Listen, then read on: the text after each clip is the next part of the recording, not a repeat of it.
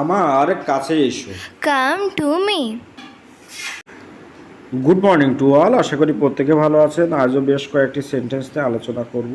আশা করি এগুলো আপনাদের জন্য অবশ্যই হেল্পফুল হবে। ওকে, তাহলে চলুন ভিডিওটি শুরু। তুমি হাসছো কেন? Why are you laughing? আচ্ছা, এখানে হচ্ছে কেনর ইংরেজি হচ্ছে হয়, আর হাসির ইংরেজি হচ্ছে লাফিং। ওই জন্য লিখেছি হোয়াই আর ইউ লাফিং। ওকে, আমার ঘুম ঘুম পাচ্ছে। I feel sleepy. আচ্ছা, এখানে দেখুন ফিল মানে হচ্ছে অনুভব করা, আর স্লিপি মানে হচ্ছে ঘুম পড়া। ওই জন্য লিখেছি আই ফিল স্লিপি। ওকে,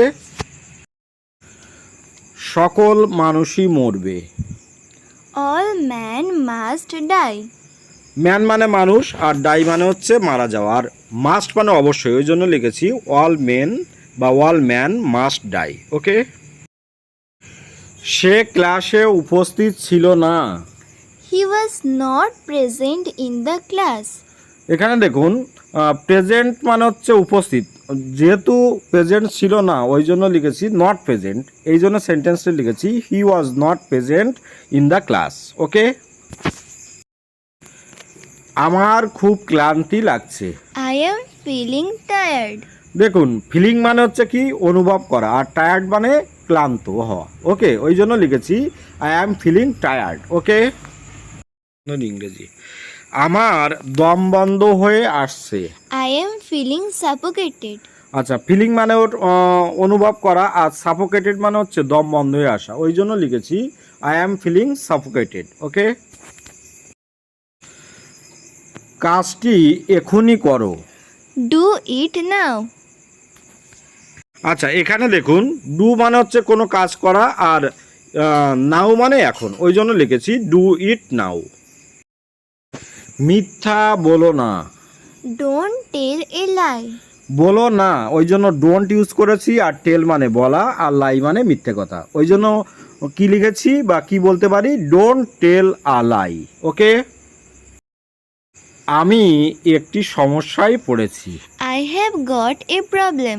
দেখুন গোয়াট মানে হচ্ছে কি পড়ে যাওয়া, আর প্রবলেম মানে সমস্যা। ওই জন্য লিখেছি খুব স্ট্যান্ডার্ড ইংরেজি I have got a problem. Okay,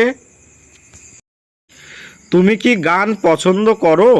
Do you like music? আচ্ছা, এখানে দেখুন ডু ইউ মানে কি তুমি, আর লাইক মানে পছন্দ করা, আর মিউজিক মানে হচ্ছে সঙ্গীত বা গান। ওই জন্য লিখেছি ডু ইউ লাইক মিউজিক। আমার আধ ঘন্টা দেরি হয়ে গেছে। I am half an hour late. Half an hour মানে হচ্ছে আধ ঘন্টা, আর লেট মানে হচ্ছে দেরি হওয়া। ওই জন্য লিখেছি I am half an hour late. Okay, বাসটি দেরিতে চলছিল। The bus ran late. দেখুন বাস মানে তো বাসই হয়, আর রান লেট মানে হচ্ছে কি দেরি করে চলা। ওই জন্য আপনারা বলতেই পারেন দ্য বাস রান লেট। ওকে, তাহলে ভিডিওটি আজকের মতো এখানে শেষ করছি। ভালো থাকবেন সবাই। আশা করি আপনাদের একটু হলেও হেল্পফুল হয়েছে, আর বাড়ির ছোটদের অবশ্যই শেখাবেন এগুলো। ওকে, আপনাদের দিনটি ভালো যাক। Have a good day.